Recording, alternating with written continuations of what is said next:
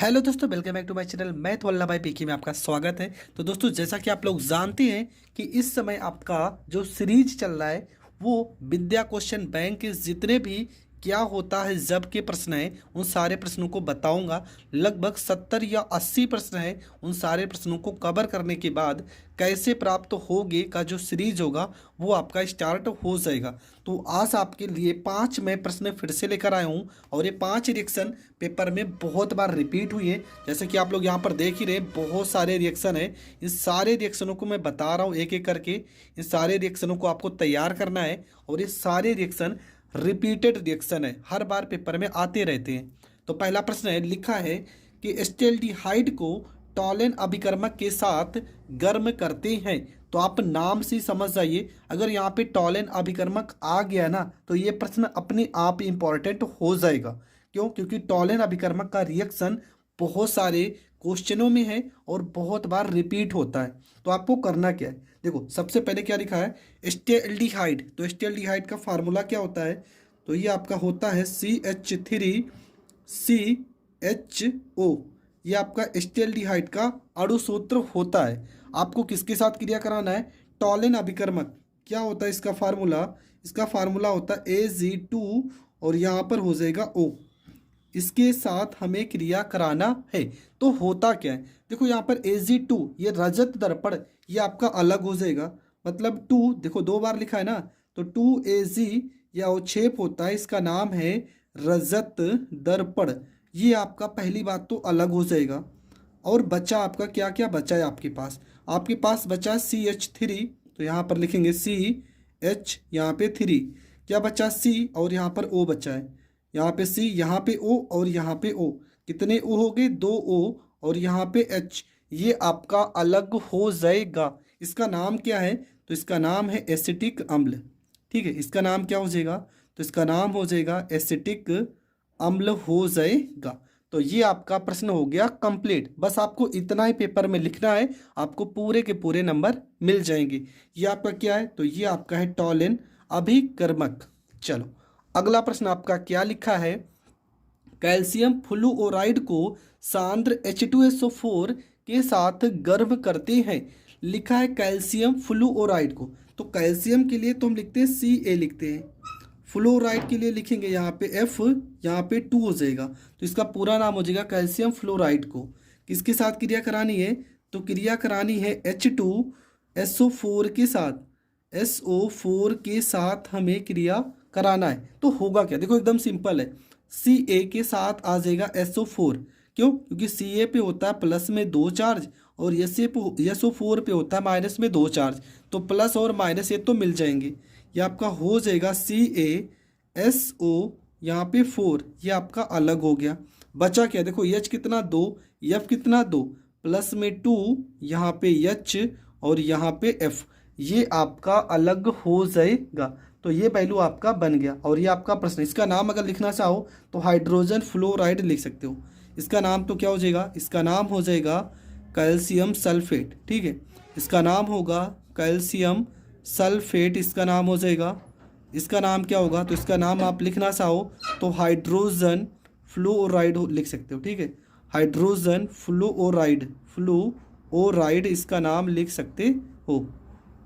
तो चलो ये रिएक्शन भी आपका हो गया कंप्लीट। अगला आपका रिएक्शन है रिएक्शन नंबर 3। इसमें क्या लिखा है कि क्लोरीन के साथ फ्लूओरीन को 473 केल्विन पर गर्म करते हैं। क्या लिखा है, क्लोरीन। तो क्लोरीन के लिए क्या लिखोगे, Cl2 लिखोगे। फ्लोरीन के लिए क्या लिखोगे, F2 लिखोगे। कितना टेम्परेचर प्रश्न में बोला गया है, तो 437 केल्विन प्रश्न में बोला गया है। तो यहाँ पर आप 437 केल्विन लिखोगे, 437 यहाँ पे केल्विन लिखोगे। अब देखो होगा क्या, होता कुछ नहीं, यहाँ पे ClF6 बनता है। ये हो जाएगा आपका, समीकरण को अगर संतुलित करेंगे, देखो यहाँ पे Cl कितने है, यहाँ पे Cl है 2 और F यहाँ पे कितना है 2, तो हो जाएगा Cl और यहाँ पे F हो जाएगा। ठीक है, Cl यहाँ पे F। अब यहाँ पे देखो 2 से अगर हम गुणा करते हैं, यहाँ पे 2 से गुणा करते हैं तो ये क्या हो जाएगा, 2ClF हो जाएगा। देखो यहाँ पे भी Cl2 है, यहाँ पे F2 है और ये आपका समीकरण जो होगा वो हो जाएगा संतुलित। लेकिन जब टेम्परेचर बहुत अधिक मात्रा में होता है तो यहाँ पे F5 मतलब यहाँ पे 5 बार में जाता है ये फ्लोरीन, यहाँ पे 5 हो जाएगा, 2 पंचे 10। अब यहाँ पे ये 10 हुआ है ना, तो 10 करने के लिए आपको यहाँ 5 से गुणा करना पड़ेगा।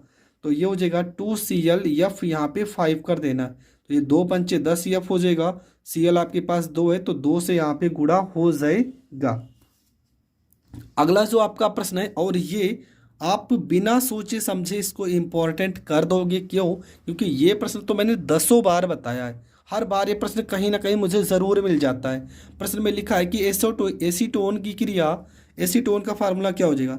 एसीटोन का फार्मूला हो जाएगा CH3, हम कुछ इस तरह से भी लिख सकते हैं CH3, यहाँ पे CH3 और डबल बॉन्ड O, इसको आप ऐसे भी लिख सकते हो, ठीक है। वैसे फार्मूला CH3COCH3 होता है। इसकी क्रिया किसके साथ कराना है? तो इसकी क्रिया कराना है क्लोरोफार्म मतलब CHCl3 और किसकी उपस्थिति में? KOH की उपस्थिति में हमें क्रिया कराना है। तो होगा क्या? देखो एकदम सिंपल है। यहाँ पे K कितना है? तो यहाँ पे पहली बात तो Cl कितना है? Cl आपका कितना है? 3 है ना, तो K को भी आपको 3 कर देना है। Cl अगर आपका 3 है तो K को भी आपको 3 कर देना है।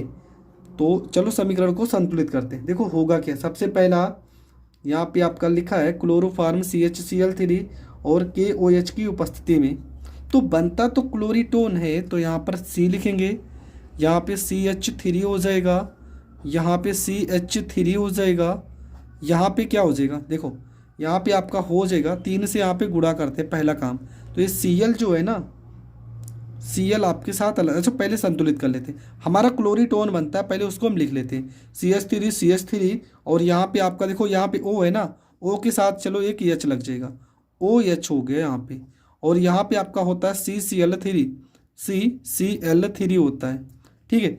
देखो यहाँ पे O है ना, चलो O हो गया, यहाँ पे H मान लो एक H यहाँ पे ना, एक H यहाँ पे हो गया और Cl3 हो गया। अभी आपके पास बचा क्या है? अभी बचा मेन चीज़, तो जो बनना था वो तो बन गया, ये आपका हो गया क्लोरीटोन, हो गया क्लोरीटोन।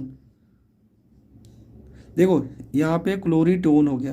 पहली बात तो प्रश्न में हमें KOH जो है यहाँ पे आपको लिखना ही नहीं है। क्यों? क्योंकि प्रश्न तो हमने यहाँ पर पढ़ा, लिखा है KOH की उपस्थिति में, मतलब उत्प्रेरक के रूप में आप इसका यूज कर सकते हो, ठीक है।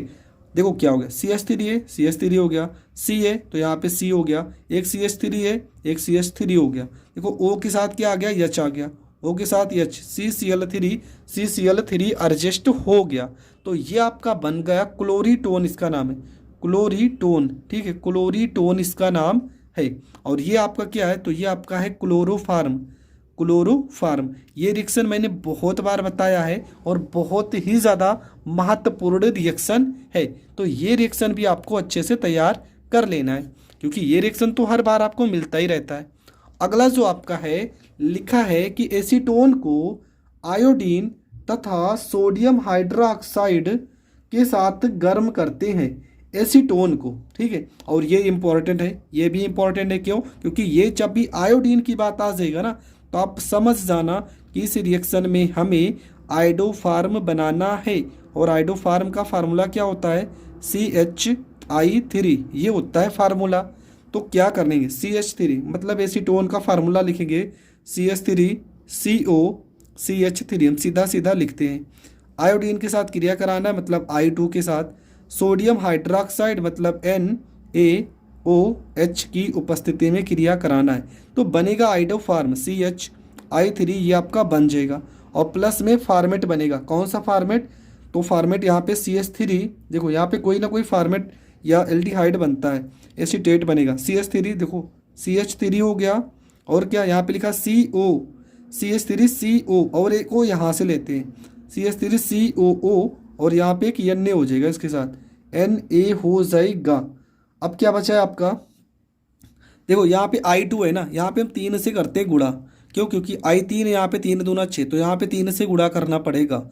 अब Na तो यहाँ पर एक एडजस्ट हो गया, ठीक है, Na यहाँ पर एक एडजस्ट हो गया, अभी भी Na कुछ बचा है, तो यहाँ पे 4 से गुणा करते हैं। क्यों? क्योंकि अभी यहाँ पे Na, देखो I कितना बचा है? 3, और Na बचा है 3, तो प्लस में 3Na ए और यहाँ पे आई एडजस्ट हो जाएगा। एच आपके पास कितने 4 एच है ना, इसका मतलब 2H2O अलग होगा। ठीक है, 4 है कि और ज़्यादा है, यहाँ पे भी एच तो है, 3H2O अलग होगा, 3H2O अलग हो जाएगा। 3H यहाँ पे और 3H यहाँ पे, 3 दूना 6 हो जाएगा। आप समीकरण को संतुलित कर लेना, देखो मिला लो। CH3 है, देखो C कितना बार लिखा है, 1 2 3 बार लिखा है ना, तो 1 यहाँ पर हो गया, 2 यहाँ पर हो गया, 3 हो गया। H कितना, 3 यहाँ पे है, 3 6 और 4 यहाँ पे 10। देखो 1 3 4 और 3 दूना 6, 6 4 10 हो गया। आई आपका 3 दूना 6, 3 यहाँ पे है, 3 यहाँ पे, सारी चीज़ें संतुलित हो गई। आप समीकरण को संतुलित करना चाहो, आप एक एक चीज़ को मिला सकते हो, आपका जो समीकरण है वो पूरी तरह से संतुलित हो चुका है। आई होप आपको ये सारे के सारे टॉपिक बहुत अच्छे से क्लियर हो गए होंगे। क्यों? क्योंकि मैंने सारे टॉपिक को बहुत ही अच्छे से बताया है और हर एक टॉपिक आपको ज़रूर समझ में आया होगा। अगर सारा टॉपिक आपको समझ में आ गया तो बढ़ते हैं, नेक्स्ट वीडियो जो आपका होगा वो इसी टॉपिक से रिलेटेड होगा, जहां पर मैं ऐसे ही बहुत सारे प्रश्नों को बताऊंगा। वो वीडियो आप देखना ना भूलें, क्योंकि इस समय जो आपका सीरीज चल रहा है वो बहुत ही बेस्ट चल रहा है और इस सीरीज को आपको ज़रूर पढ़ना चाहिए।